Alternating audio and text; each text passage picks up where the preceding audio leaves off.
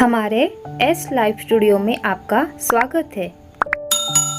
गलती से उसे वही भगवत गीता का उपहार लिपटा हुआ मिला, जिसे देख उसे फिर उसी उदासी का एहसास हुआ। विशाल एक अमीर घर का बेटा था। उसके माता पिता उसे बहुत प्यार करते थे। वह एक कॉलेज का छात्र था। उसने एक डीलर के शोरूम में एक सुंदर स्पोर्ट कार देखी थी और वो लंबे समय से अपने लिए एक ऐसी ही कार चाहता था। विशाल जानता था कि उसके माता पिता इसे खरीदने के लिए सक्षम है, इसीलिए उसने उन्हें बताया कि उसे ये कार अपने ग्रेजुएशन कंप्लीट होने पर गिफ्ट के रूप में देखते ही देखते वो दिन भी आ गया और पिता ने विशाल को अपने निजी कार्यालय में बुलाया। उन्होंने उससे कहा कि मुझे तुम्हारे जैसे बेटे होने पर बहुत गर्व है। उन्होंने उसे बताया कि वह उससे कितना प्यार करते हैं और उसे एक प्यारा रैपर में लिपटा हुआ उपहार दिया।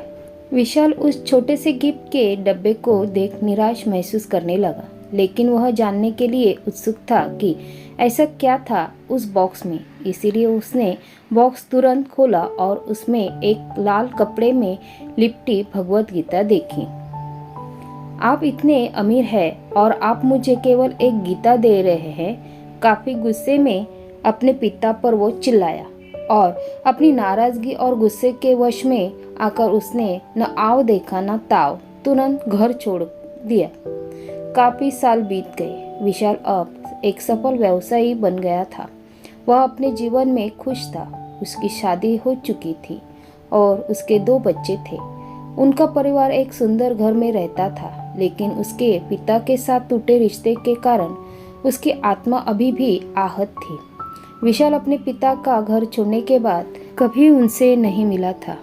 विशाल को उस दिन के बाद अपने पिता को ना मिलने का पछतावा हमेशा रहने वाला था, क्योंकि एक दिन उसे एक पत्र मिला जिसमें उसके पिता के निधन की खबर थी और साथ ही ये बताया गया था कि उन्होंने अपने जीवन भर की पूंजी वसीयतनामा के अनुसार अब विशाल के नाम कर गए थे।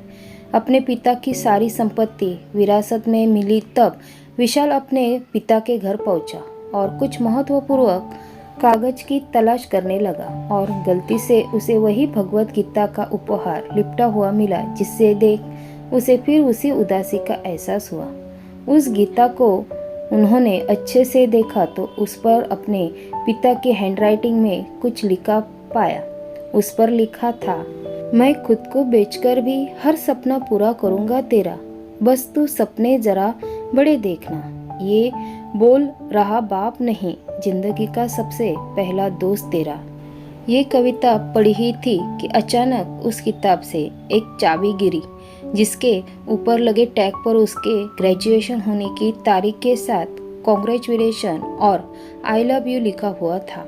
विशाल के सर के ऊपर से उसके पिता का साया तो पहले ही उठ चुका था और आज उसकी जिंदगी की सबसे बड़ी गलती के बारे में जानकर उसके पैरों के नीचे से जमीन भी खिसक गई। इस दिन विशाल की आंखें और रूह दोनों पछतावे के आंसू रोई।